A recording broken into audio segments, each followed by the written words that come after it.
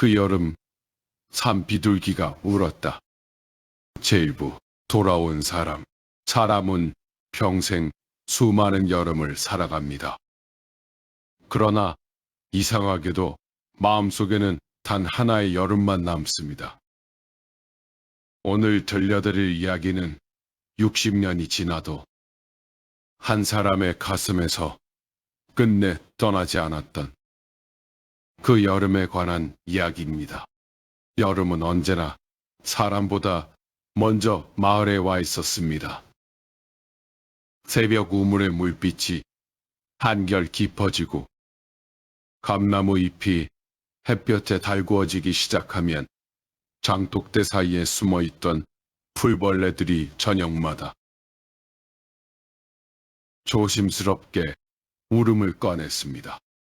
사람들은 그것을 그저 계절이 바뀌는 일이라고 말했지만 윤호는 훗날에야 알았습니다. 그때 마을을 가득 채웠던 냄새와 소리와 빛이야말로 자신이 평생 찾아 헤매게 될 행복의 모양이었다는 것을 말입니다. 윤호가 60년 만에 그 마을로 돌아온 것은 73번째 여름이 시작되던 날이었습니다. 아침부터 하늘은 흐렸고 낮게 내려앉은 구름은 오래된 산등성이를 손으로 더듬듯 천천히 지나가고 있었습니다. 윤호는 마을 어귀에서 자동차를 세웠습니다. 내비게이션은 아직 목적지까지 300m가 남았다고 말했지만 그는 더 이상 차를 몰고 들어가고 싶지 않았습니다. 남은 길만큼은 자신의 발로 걸어야 할 것 같았습니다. 차에서 내린 윤호는 한동안 문을 닫지 못했습니다. 바람이 셔츠 자락을 가볍게 흔들었습니다. 도시를 떠날 때만 해도 단정하게 빗어 넘겼던 흰머리는 어느새 이마 위로 몇 가닥 흘러내려 있었습니다. 그는 지팡이를 꺼내 짚은 뒤 천천히 길가에 섰습니다. 자신이 기억하던 흙길은 검은 포장 도로가 되어 있었고 소달구지가 지나갈 때마다 먼지가 뽀얗게 피어오르던 길가에는 낯선 주택들이 들어서 있었습니다. 초가지붕은 하나도 보이지 않았습니다. 누런 흙벽도 대나무로 엮어 만든 살인문도 사라졌습니다. 마을 회관 앞에는 은색 승합차 한 대가 세워져 있었고 전봇대에는 노인들을 위한 무료 진료 안내문이 바람에 흔들리고 있었습니다. 윤호는 자신도 모르게 길 한복판에서 눈을 감았습니다. 눈앞의 풍경을 지우면 옛 마을이 다시 나타날 것만 같았습니다. 눈을 감은 채 조금 기다리자 어디선가 물 흐르는 소리가 들려왔습니다. 아주 가늘고 먼 소리였습니다. 그 위로 참새가 울었고 눈 쪽에서는 바람에 흔들리는 풀잎들이 서로의 몸을 비볐습니다. 그러나 그가 찾던 소리는 들리지 않았습니다. 윤호는 다시 눈을 떴습니다. 60년이라는 세월은 길 하나를 바꾸고 집 몇 채를 허무는데 그치지 않았습니다. 기다려주지 않는 세월은 사람들의 얼굴을 바꾸고 이름을 지우고 기억이 머물던 자리마저 아무 일도 없었던 땅으로 돌려놓았습니다. 윤호가 다시 이곳을 찾기로 마음먹은 것은 사흘 전이었습니다. 아내가 세상을 떠난 뒤 혼자 살게 된 그는 오랫동안 손대지 않았던 서랍과 장롱을 하나씩 정리하고 있었습니다. 버리지 못한 영수증, 색이 바랜 가족 사진, 자식들이 초등학교 때 받은 상장, 고장난 손목시계가 오래된 상자들 속에서 차례로 나왔습니다. 그날 오후, 윤호는 장롱맨 아래에 놓인 낡은 양철 상자 하나를 발견했습니다. 상자 뚜껑에는 녹이 슬어 있었고 모서리는 조금 찌그러져 있었습니다. 그는 그 안에 무엇이 들어있는지 기억하지 못했습니다. 뚜껑을 열자 오래된 편지와 군 복무 시절의 사진, 아버지가 남긴 만년필 하나가 보였습니다. 그리고 편지 봉투 밑에서 작고 둥근 물건 하나가 굴러 나왔습니다. 바닥에 떨어진 것은 나무로 만든 단추였습니다. 연한 갈색의 단추에는 구멍이 4개 뚫려 있었고 한쪽 가장자리가 아주 조금 깨져 있었습니다. 윤호는 허리를 숙이지 못한 채 한동안 그 단추만 내려다보았습니다. 심장이 갑자기 오래전의 박자를 찾아 뛰기 시작했습니다. 그는 식탁 의자를 끌어다 놓고 천천히 앉은 뒤에야 단추를 주었습니다. 손바닥 위에 올려놓으니 놀랄 만큼 가벼웠습니다. 가벼운 것은 단추뿐이었습니다. 그것을 알아본 순간 되살아난 기억은 너무 무거워 윤호는 한참 동안 손을 오므리지도 펴지도 못했습니다. 푸른 무명저고리, 햇볕에 탄 가느다란 목덜미, 웃을 때 오른쪽 볼에만 생기던 작은 보조개, 냇물을 건너며 젖은 치맛자락을 두 손으로 걷어올리던 아이. 그리고 그 아이가 어느 날 윤호의 손에 쥐어준 단추 하나. 잃어버리면 안 돼. 아이는 그렇게 말했었습니다. 윤호는 그 약속을 잊고 살았습니다. 아니, 잊었다고 생각하며 살았습니다. 대학에 들어갔고 군대에 다녀왔으며 직장을 얻었습니다. 결혼을 하고 두 아이를 키웠습니다. 집을 마련하고 빚을 갚고 부모의 장례를 치르고 퇴직을 했습니다. 살아가는 동안에는 늘 다음 일이 기다리고 있었습니다. 월요일 뒤에는 화요일이 왔고 봄이 가면 여름이 왔습니다. 그렇게 성실하게 세월을 건너는 동안 그는 자신이 무엇을 잊고 있는지 돌아볼 겨를이 없었습니다. 그러나 단추 하나가 60년의 세월을 단숨에 걷어냈습니다. 기억은 사라지는 것이 아니었습니다. 너무 깊은 곳으로 내려가 우리가 찾지 못할 뿐이었습니다. 그날 밤 윤호는 잠을 이루지 못했습니다.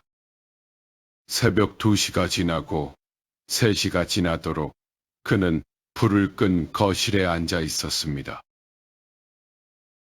냉장고가 돌아가는 낮은 소리와 벽시계의 초침 소리만 빈집을 채웠습니다.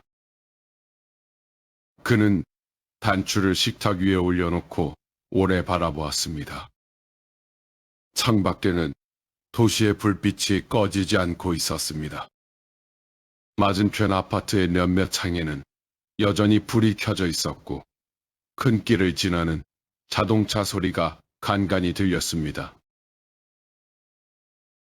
그런데도 윤호의 귀에는 전혀 다른 소리가 들려오는 것 같았습니다. 산 너머에서 낮고 느리게 이어지던 새의 울음, 구구, 구구. 윤호는 그 소리를 기억했습니다. 산비둘기였습니다. 13살 여름, 처음 그 마을에 내려갔던 날에도 산비둘기가 울었습니다. 은별을 처음 만난 날에도 울었고 마지막으로 보았던 날에도 울었습니다. 윤호는 새벽이 밝기 전에 여행 가방을 꺼냈습니다. 옷 몇 벌과 약봉지, 물병을 챙기고 단추를 작은 손수건에 싸서 셔츠 안주머니에 넣었습니다. 아무에게도 연락하지 않았습니다. 자식들에게 말하면 혼자 장거리 운전을 해서는 안 된다고 말릴 것이 분명했습니다. 윤호는 자신에게 남은 시간이 얼마나 되는지 알지 못했습니다. 다만 이번에 가지 않으면 영영 갈 수 없을 것 같았습니다. 기억도 사람처럼 때를 놓치면 만나지 못하는 법이었습니다. 마을 안쪽으로 걸어 들어가던 윤호는 오래된 느티나무 앞에서 발을 멈추었습니다. 나무는 아직 살아 있었습니다. 줄기 가운데가 크게 갈라져 시멘트로 메워져 있었고 굵은 가지 2개는 잘려나갔지만 남은 가지마다 푸른 잎이 무성했습니다. 윤호는 지팡이를 나무 곁에 세워두고 거친 줄기에 손을 댔습니다. 손바닥에 서늘하고 단단한 감촉이 전해졌습니다. 어린 윤호는 이 나무에 올라가려다 2번이나 떨어졌습니다. 3번째에는 가장 낮은 가지에 겨우 매달렸고 그 모습을 보던 은별이 배를 잡고 웃었습니다. 서울 아이들은 나무도 계단으로 오르니 윤호가 화를 내자 은별은 맨발로 나무를 타고 올라가 손을 내밀었습니다. 그 손을 붙잡고서야 윤호는 가지 위에 올라갈 수 있었습니다. 그날 둘은 나뭇잎 사이로 보이는 하늘을 오래 바라보았습니다. 하늘은 푸르렀고 산비둘기는 보이지 않는 곳에서 울었습니다. 윤호는 나무 껍질을 천천히 쓰다듬었습니다. 너는 아직 있었구나. 말이 입 밖으로 나오자 목소리가 떨렸습니다. 그는 나무에게 말한 것인지 오래전에 자신에게 말한 것인지 알 수 없었습니다. 그때 뒤쪽에서 고무신 끄는 소리가 들렸습니다. 윤호가 돌아보니 작은 체구에 노파 한 사람이 장바구니를 들고 서 있었습니다. 허리는 굽었지만 눈빛은 맑았습니다.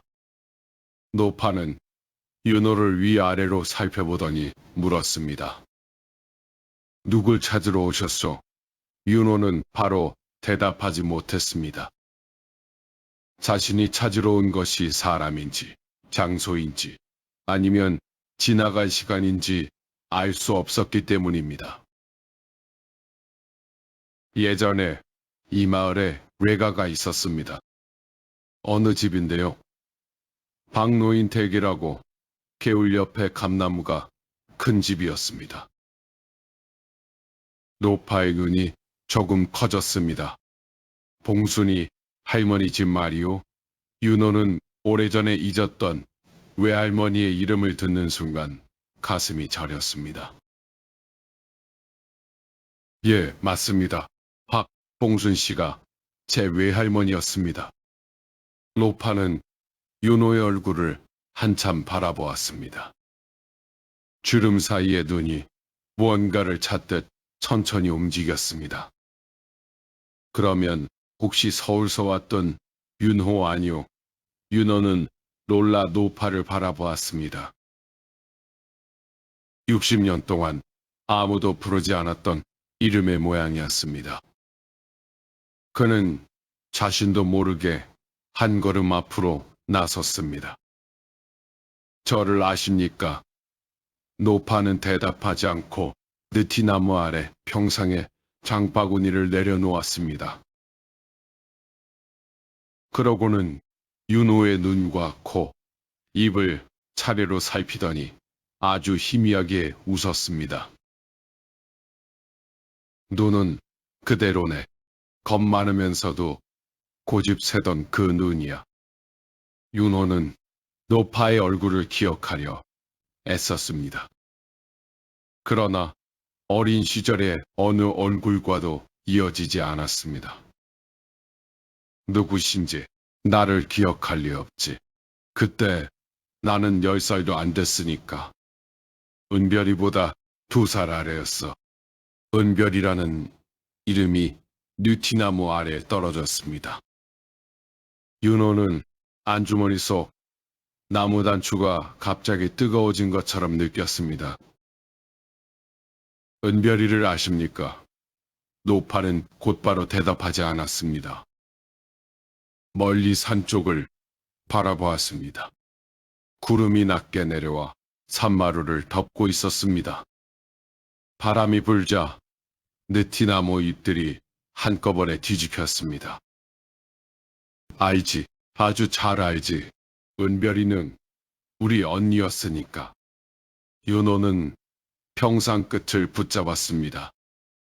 무릎에서 힘이 빠져나가는 듯 했습니다. 60년 동안 마음속에 어린아이로만 남아있던 은별에게 동생이 있었다는 사실조차 그는 알지 못했습니다. 노파는 윤호에게 앉으라고 손짓했습니다. 멀리서 왔을 텐데. 앉아요. 이야기하려면 시간이 좀 걸릴 테니. 윤호는 평상에 천천히 앉았습니다. 노파도 맞은편에 자리를 잡았습니다. 두 사람 사이로 긴 세월이 말없이 흘러갔습니다. 윤호는 수없이 물어보고 싶은 것이 있었지만 어떤 질문부터 꺼내야 할지 알 수 없었습니다. 은별은 어떻게 살았는지, 왜 자신에게 아무 소식도 보내지 않았는지, 그 여름 이후 얼마나 더 이 마을에 있었는지, 그리고 지금은 어디에 있는지. 그러나 입에서 나온 말은 엉뚱하게도 이것뿐이었습니다. 그 애가 저를 기억했습니까? 노파는 윤호를 바라보았습니다. 그 눈빛에는 놀라움도 비웃음도 없었습니다. 오랫동안 알고 있던 질문을 이제야 들었다는 듯한 표정이었습니다. 언니는 죽을 때까지 여름만 오면 느티나무에 나왔어요. 윤호의 숨이 멈추었습니다. 노파는 장바구니에서 작은 열쇠 꾸러미를 꺼냈습니다. 열쇠 끝에는 빛바랜 파란 천조각이 묶여 있었습니다. 폐교에 언니 물건이 조금 남아 있어요. 버리려고 몇 번이나 갔는데 이상하게 손이 안 가더군. 아마 오늘까지 남아 있었던 건 당신이 돌아올 줄 알았기 때문인지도 모르지.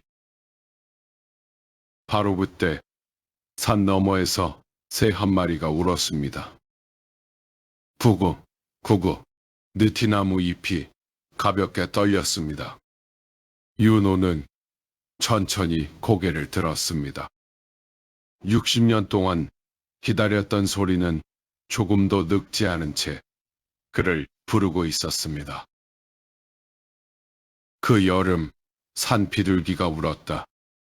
제이부, 오래된 여름은 쉽게 입을 열지 않습니다. 윤호는 노파의 손에 들린 작은 열쇠를 바라보았습니다.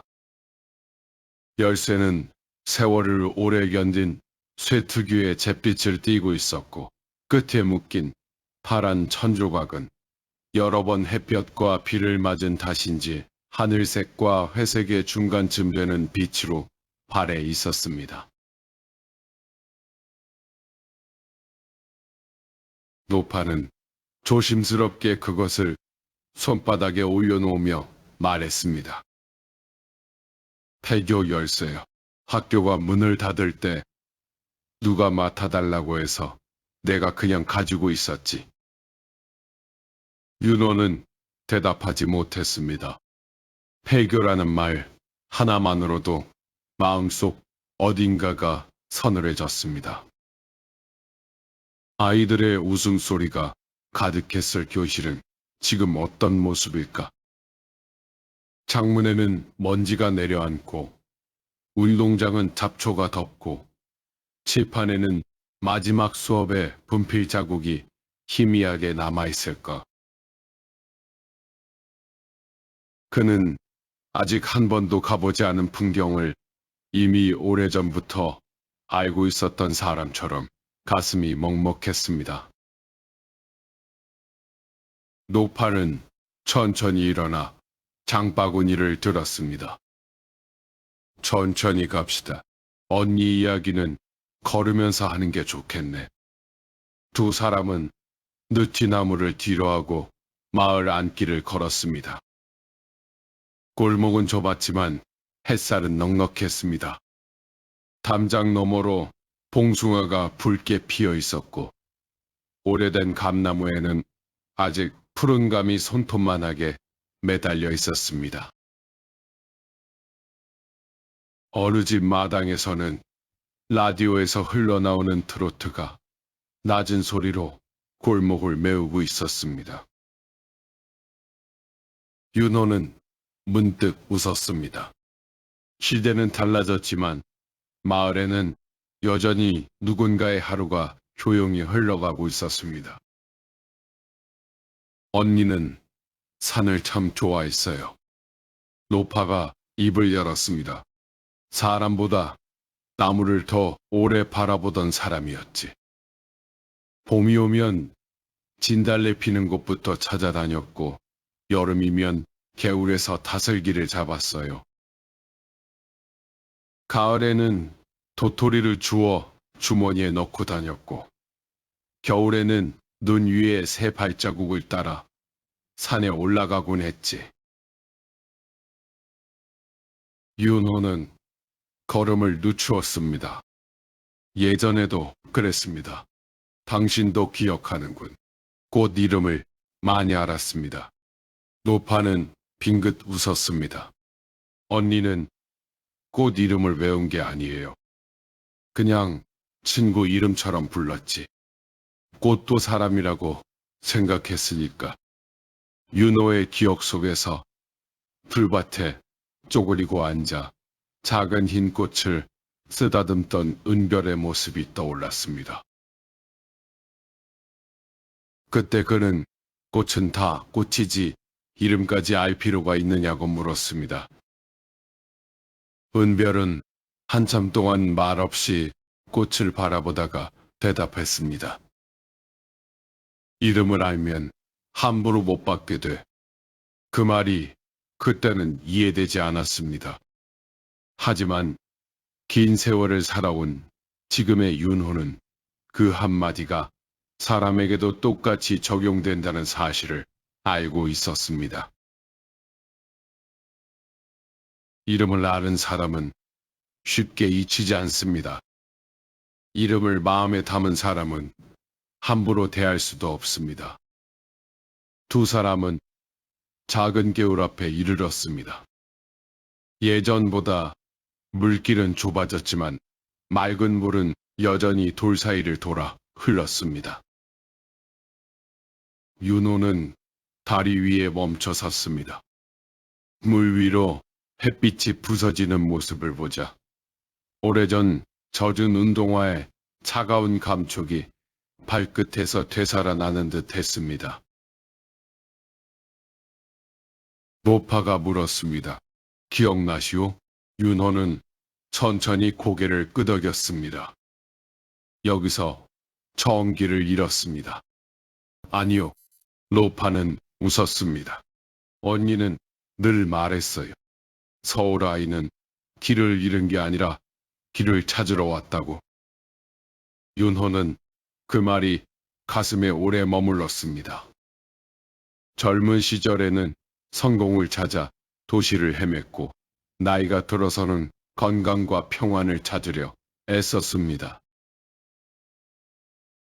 그러나 결국 자신이 가장 오래 찾고 있던 것은 13살 여름의 마음이었다는 사실을 이제야 깨닫고 있었습니다.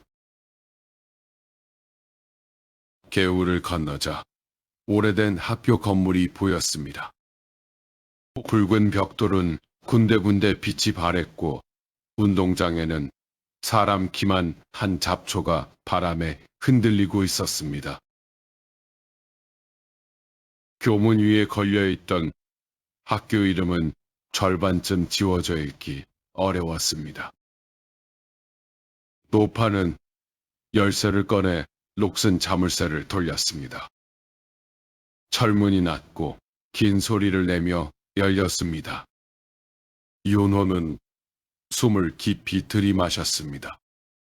오래된 나무 냄새와 먼지, 그리고 햇볕에 데워진 흙냄새가 한꺼번에 밀려왔습니다. 이상하게도 그는 그 냄새 속에서 아주 희미한 들꽃 향기를 맡았습니다.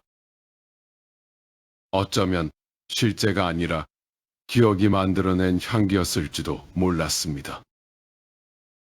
그러나 어떤 향기는 사실보다 기억 속에서 더 오래 살아남는 법이었습니다. 그 여름 산비둘기가 울었다. 제3부 교실에는 시간이 먼지처럼 내려앉아 있었습니다.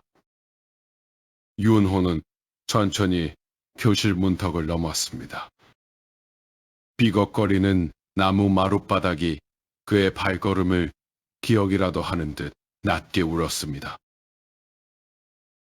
창문은 절반쯤 열린 채 멈춰 있었고 오래전 아이들이 손바닥으로 문질렀을 유리에는 햇빛이 희미하게 번지고 있었습니다. 칠판은 여전히 앞벽에 걸려 있었지만 검은 빛은 거의 사라져 회색에 가까웠습니다. 누군가 마지막으로 적었던 글씨는 오래전에 지워졌으나 분필가루가 스며든 흔적만은 세월 속에서도 남아 있었습니다. 윤호는 교실 한가운데 멈춰 섰습니다. 사람의 목소리는 하나도 들리지 않았지만 이상하게도 빈 교실은 조용하지 않았습니다. 책장을 넘기던 소리, 아이들이 숨죽여 웃던 소리, 쉬는 종이 울리자마자 의자를 밀치며 뛰어나가던 발소리가 벽과 천장 어딘가에 아직 남아있는 것만 같았습니다. 그는 가장 뒤쪽 창가로 걸어갔습니다. 그 자리는 여름이면 산바람이 가장 먼저 들어오던 자리였습니다. 은별은 창밖을 자주 바라보았습니다. 선생님은 몇 번이나 주의를 주셨지만 은별은 그럴 때마다 미안하다는 듯 웃고는 다시 창밖으로 시선을 돌렸습니다. 어느 날 윤호가 이유를 묻자 은별은 창문 너머 산을 가리키며 말했습니다. 바람이 지나가는 걸 보고 있었어. 윤호는 웃으며 대답했습니다. 바람이 보이긴 해. 은별은 손가락 끝으로 나뭇잎을 가리켰습니다. 나뭇잎이 먼저 알아. 그때는 이해하지 못했습니다. 그러나 지금 창밖에서 흔들리는 나뭇잎을 바라보는 윤호는 비로소 알 것 같았습니다. 세상에는 눈으로 보는 것보다 마음으로 먼저 알아보는 것이 있다는 사실을. 노파는 교실 뒤편 작은 나무장을 열었습니다. 안에는 낡은 공책 몇 번과 운동회 사진, 노기 순종 하나가 가지런히 놓여 있었습니다.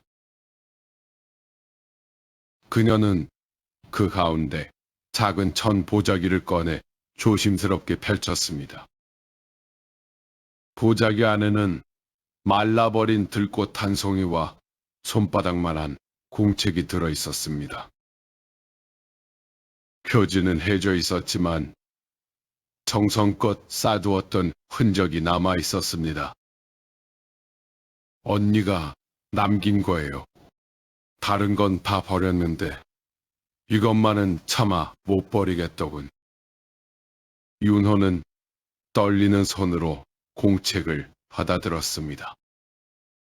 첫 장에는 삐뚤빼뚤한 글씨로 날짜가 적혀 있었습니다. 1968년 여름. 그 아래에는 짧은 문장이 하나 있었습니다. 오늘도 산비둘기가 울었다. 윤호의 손끝이 가볍게 떨렸습니다. 다음 장을 넘기자 긴 일기 대신 짧은 문장들이 이어졌습니다. 감작꽃이 피었다. 겨울물이 많이 불었다. 매미가 하루 종일 울었다. 서울 아이가 또 넘어졌다. 그 문장을 보는 순간 윤호는 피식 웃고 말았습니다. 은별은 자신의 이름도 윤호의 이름도 적지 않았습니다. 마치 계절의 한 장면처럼 그를 기억하고 있었던 것입니다. 공책은 화려한 이야기를 담고 있지 않았습니다. 그러나 짧은 문장 하나하나에는 그의 여름의 햇빛과 냇물, 흙냄새가 그대로 스며 있었습니다. 마지막 장을 넘기던 윤호의 손이 멈추었습니다. 거기에는 이전과 달리 조금 길게 적힌 글이 있었습니다. 사람은 떠나도 계절은 돌아온다. 내년 여름에도 산비둘기는 울 것이다. 그때 서울 아이는 나를 기억할까? 윤호는 더 이상 책장을 넘기지 못했습니다. 눈앞이 흐려졌지만 눈물은 떨어지지 않았습니다. 그는 천천히 창가로 걸어가 창문을 열었습니다. 바깥에서 바람이 교실 안으로 들어왔습니다. 오래된 커튼이 살짝 흔들렸고 어디선가 익숙한 새소리가 들려왔습니다. 9999. 윤호는 공책을 가슴에 안았습니다. 60년이라는 세월은 많은 것을 데려갔지만 누군가의 진심만은 끝내 가져가지 못했습니다. 그 진심은 말라버린 들꽃처럼 조용히 남아있다가 가장 늦은 여름날 다시 피어나고 있었습니다. 그 여름 산비둘기가 울었다.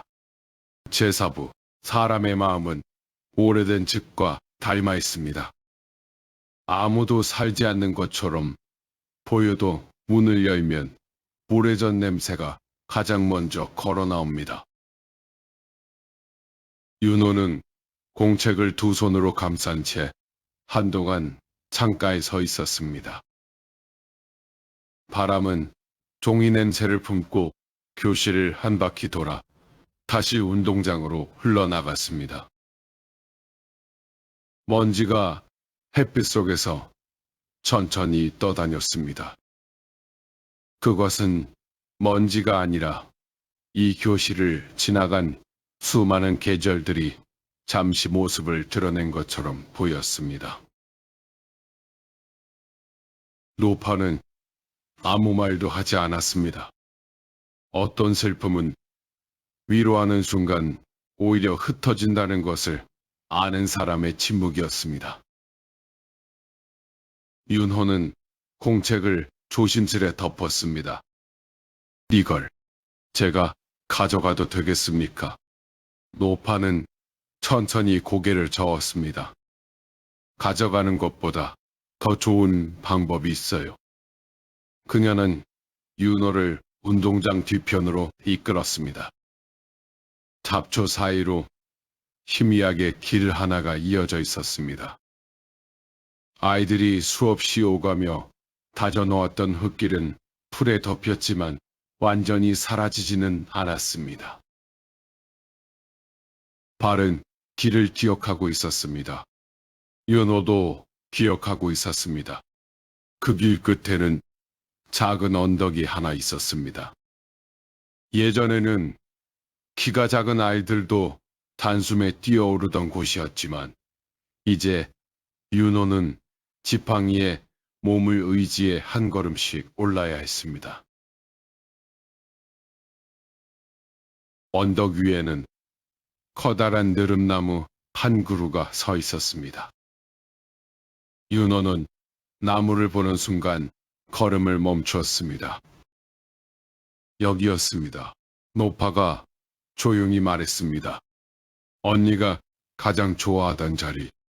나무 아래에는 사람 손바닥만 찬 돌들이 둥글게 놓여 있었고 그 안에는 계절마다 다른 들꽃이 피어나는 작은 꽃밭이 있었습니다. 누군가 정성껏 가꾼 흔적이 보였습니다. 이 꽃은 언니가 심은 꽃들의 씨앗이에요. 윤호는 무릎을 굽혀 작은 흰 꽃 한 송이를 바라보았습니다. 꽃잎은 햇빛을 받아 투명하게 빛나고 있었습니다. 그는 문득 오래전 일이 떠올랐습니다. 꽃 이름을 알면 함부로 밟지 않게 된다. 은별이 했던 그 말이 바람을 타고 다시 들려오는 것 같았습니다. 윤호는 손끝으로 꽃잎을 건드리지 않았습니다. 바라보기만 했습니다. 살아있는 것은 바라보는 것만으로도 충분할 때가 있다는 것을 이제는 알고 있었습니다. 노파는 느릅나무 줄기에 기대어 옛 이야기를 시작했습니다. 언니는 여름이 끝난 뒤에도 한동안 개울에 나갔어요. 혹시 서울 아이가 다시 오지 않을까 해서요. 비가 오는 날도 있었고 안개가 자욱한 아침도 있었어요. 가을이 되어 코스모스가 피어도 나갔고 첫눈이 내리기 전날까지도 가끔 그 길을 걸었습니다. 윤호는 눈을 감았습니다. 그 여름이 끝나던 날 아버지의 병세가 급해졌다는 연락을 받고 급히 서울로 돌아갔던 기억이 떠올랐습니다. 인사도 제대로 하지 못했습니다. 다음 여름에는 꼭 다시 오겠다고 마음속으로만 약속했습니다. 그러나 사람의 약속은 계절보다 약했습니다. 중학교가 시작되었고 아버지가 세상을 떠났고 집안 형편은 어려워졌습니다. 여름방학은 공장에서 아르바이트를 하는 시간이 되었습니다. 그 다음 여름에는 대학 입시가 있었고 그 다음에는 군대가 기다리고 있었습니다. 인생은 늘 다음 계절을 핑계로 삼았습니다. 언니는 원망하지 않았어요. 노파가 말했습니다. 그저 서울 아이도 어른이 되어 바쁘게 살겠지. 그렇게만 말했어요. 윤호는 천천히 숨을 내쉬었습니다. 마음속 어딘가에서 오래된 매듭 하나가 조금 느슨해지는 것 같았습니다. 그는 평생 은별에게 미안하다고 생각했습니다. 하지만 은별은 기다림마저 원망으로 바꾸지 않았던 사람이었습니다. 바람이 언덕을 스쳐 지나갔습니다. 느릅나무 잎들이 한꺼번에 흔들리며 은은한 그림자를 꽃밭 위에 드리웠습니다. 그 순간 산 너머에서 낮고 부드러운 울음이 들려왔습니다. 구구구구 윤호는 고개를 들었습니다. 이번에는 소리가 아주 가까웠습니다. 나무 위를 올려다보니 회색 깃털을 가진 산비둘기 한 마리가 가지 끝에 앉아 있었습니다. 새는 두 사람을 물끄러미 내려다보더니 다시 한번 울었습니다. 노파가 미소를 지었습니다. 언니는 늘 그랬어요. 산비둘기는 떠난 사람을 잊지 않는 새라고. 윤호는 새를 바라보며 조용히 웃었습니다. 그것이 사실인지 아닌지는 중요하지 않았습니다. 어떤 믿음은 진실이어서가 아니라 마음을 따뜻하게 해주기 때문에 오래 살아남는 법이었습니다. 그는 안주머니에서 작은 나무 단추를 꺼냈습니다.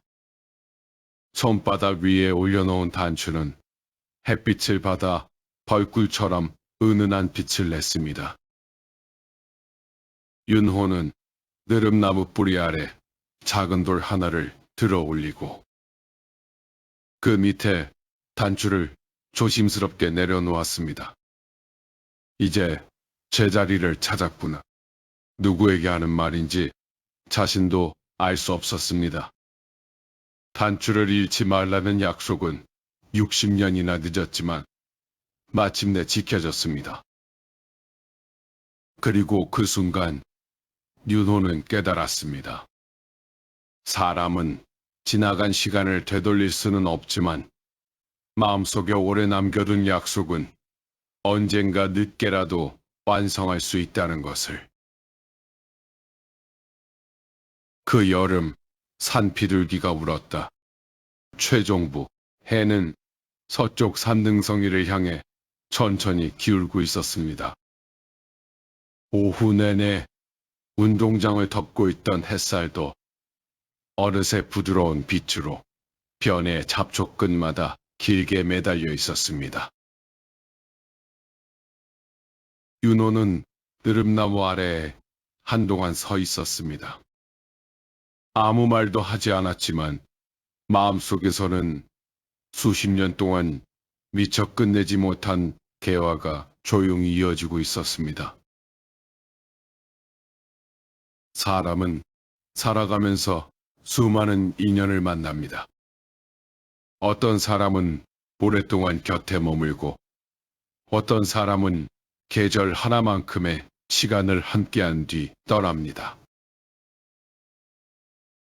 이상한 것은 함께한 시간이 아니라 마음에 남겨진 깊이가 사람을 기억하게 만든다는 사실이었습니다.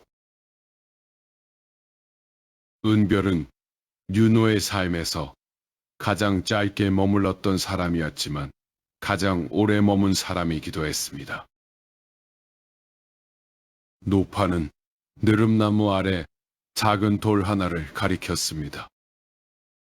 언니는 세상을 떠나기 몇 달 전에도 여기에 왔어요. 몸이 많이 약했는데도 꽃이 피었는지 보러 오겠다고 고집을 부렸지요. 윤호는 조용히 돌 앞에 섰습니다.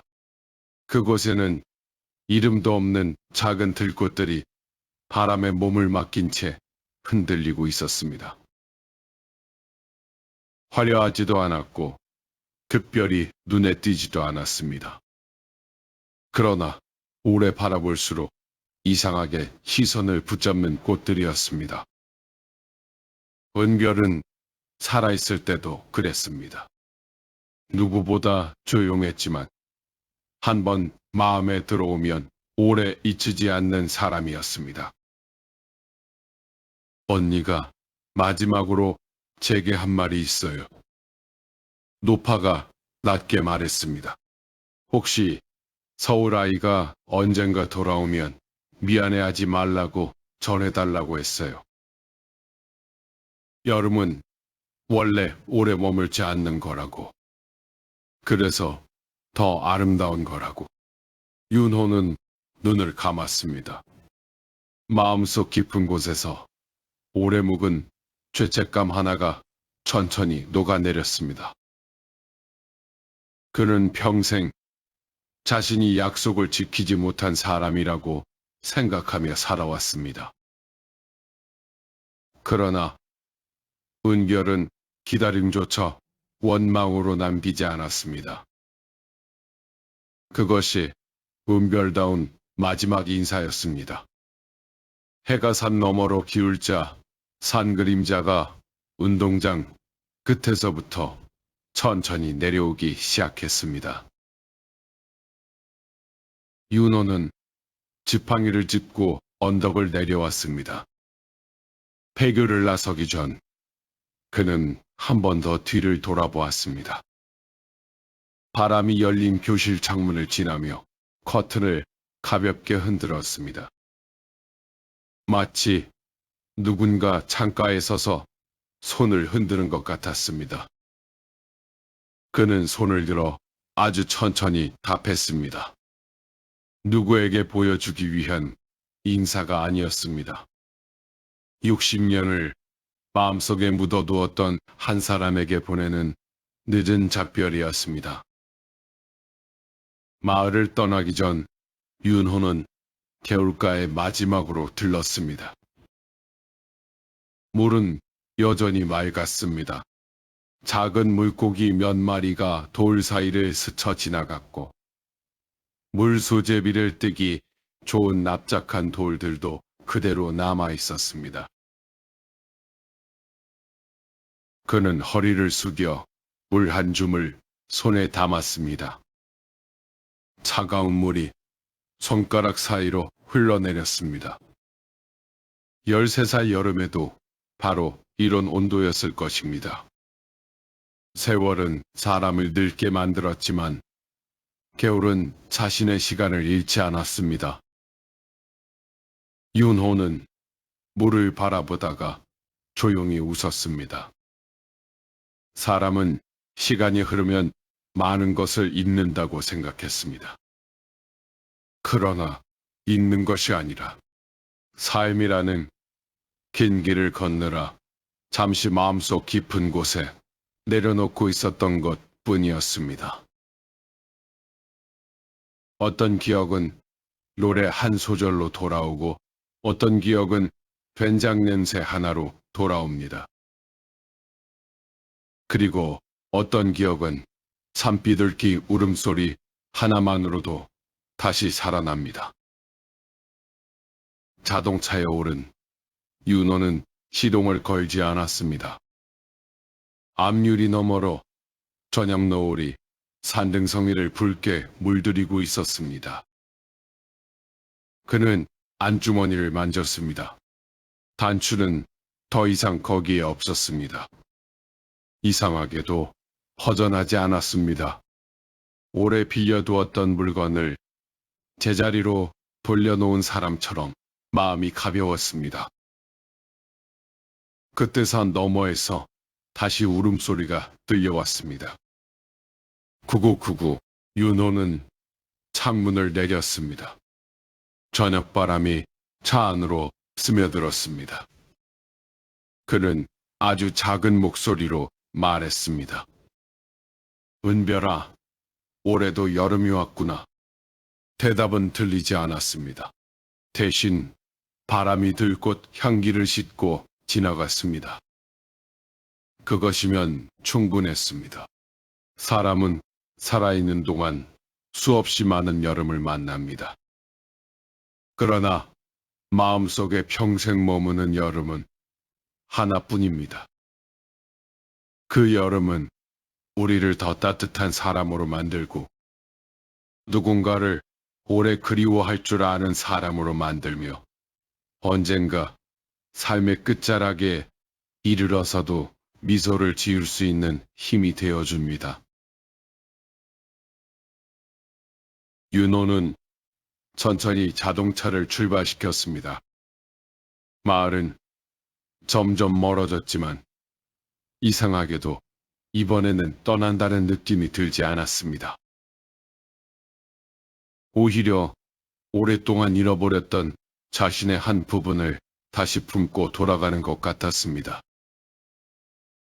산 너머로 마지막 햇살이 사라질 무렵 산비둘기는 다시 한번 울었습니다.